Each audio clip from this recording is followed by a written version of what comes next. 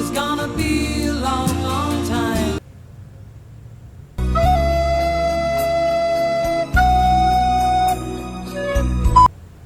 I'm not the man they think I am at home. Oh no, no, no. I'm a rocket man, burning out his fuse out of every home. Welcome back everyone, I hope you're all doing well. Today we're going back in time to October 2019 where I had the idea of setting up a soccer school here in Belize. This idea starts there and it kind of carries on all the way up until right now. So I'm going to throw you straight back there and we're going to have a little look at what I was up to back then. Alright then, so I thought I'd bring you guys with me today and just show you kind of what I'm up to on a day-to-day basis. So today is it's a bit of a different day actually. It's the morning at the moment, so I'm working on one of my little projects, and the project that I'm working on today is my one regarding a soccer Saturday or a soccer Sunday. Just basically getting kids down and playing football, getting their first exposure to it, getting some coaches down, getting parents involved, and just trying to get more people kicking a ball and developing a love for the sport. So I'm at a local stadium. It's probably one of the best, if not the best pitch in the country. It's another artificial surface. I'll show you it. It's really nice. It's got a great seating capacity as well. It's a perfect venue, and we have an in already with the person who owns this. So I'm here today to try and speak with him and try and make some progress and see what the availability is like, and see if there's some sort of agreement we can come to without any finance to try and make this happen and get some people down here playing football. The guy I was supposed to be meeting is the manager of this building, but he's currently an hour and a half late, and I don't know if you can tell, but it's absolutely scorching today. So I'm cooking quite badly. I've got the factor, I don't even know what factor, 50 or 30 or something like that on, so hopefully I'm not burning too bad, but it is hot, and I could really do with him hurrying up and getting down here so we can get some stuff happening. And we are out. That was a very productive meeting. It took an hour and 40 minutes for him to show up, but I'd like to say it was worth it. He's been fully supportive of what I'm trying to do, and he's agreed to give me the venue for free on the Saturday mornings, which was the desired spot that I wanted. He was an interesting guy. He had he was very positive. He believed in the youth development. He really likes the idea about trying to bring the community in, and he feels it's his responsibility as well to do that. He's agreed to waive all fees for renting the pitch, and he's going to give us that from January. So that's the best kind of outcome that I could have hoped for there. He's also made some interesting points. His boss is currently running for Prime Minister, and it's looking like he's currently the favourite. So I'll find out more about that in a couple of months when those elections happen. But hopefully he's going to be able to get me a sit down with him. So, you know, we could be looking at a video title in a couple of months where I meet the Prime Minister. That would be absolutely ridiculous. And he's big on sport, so he'd really back kind of what I'm trying to do. In fact, he was the guy who got the funding to get that pitch built there in the first place. Welcome back to the Belize Civic Center, Sunday, February 9. We are counting down the final hours of the European National Convention. Now, from the information we have gathered from inside, they're doing the last call for delegates to come to the polls and vote. The Honorable John Saliva is the new leader of the United Democratic Party. I've always said that I'm not guilty of any wrongdoing. I maintain that, and until anything else is proven otherwise, that is my position. Wondering, what do you think John Saliva should do now? Me no want to step down and retire.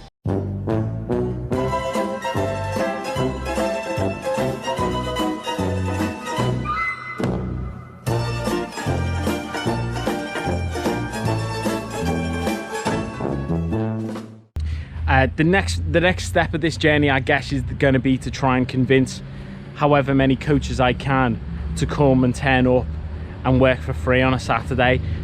And I know that that's going to be a big challenge and it's going to be a big hurdle. So for the next couple of weeks, I need to start making some contacts and now trying to find a way in which I can get them to buy into it and see the long-term value of doing so.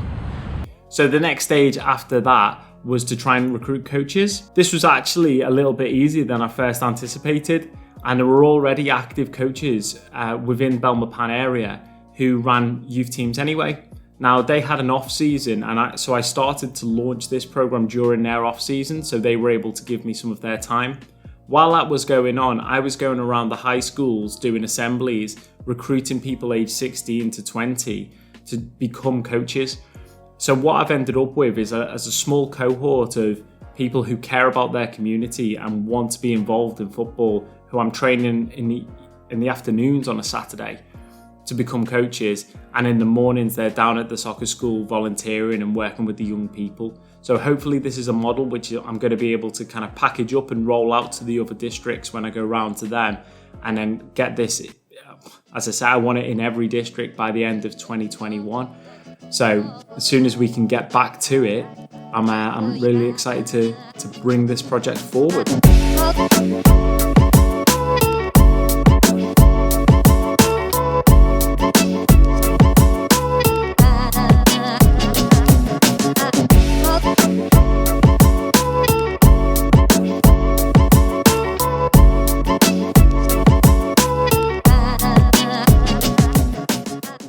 Promoting the soccer school was something which was a completely new experience. I put out some messages on Facebook and I managed to get some connections at some media houses. So I was really kind of taken aback when the biggest sports program, Sports Talk in Belize, invited me onto their show to talk about the soccer school and to talk about the concept. Unfortunately, I wasn't able to get the live footage from that. But I've managed to get a little bit of stuff that I kind of filmed behind the scenes, so I'll share that with you. From that, I've also managed to go on a morning show as well, a very popular morning show here in Belize. So both of them were live. It was my first time kind of working on TV, so it was definitely an interesting experience, but it's done the job and it's managed to get the word out more, and the soccer school numbers have continued to grow. They started out in week 1, I think about 12 to 15 people, and now they're solidly around 30 every week. The working relationship like with the different entities that you have dealt with so far, and maybe you can tell us who you have dealt with so far. Yeah. So it's been certainly an interesting journey since I've arrived, even since day one.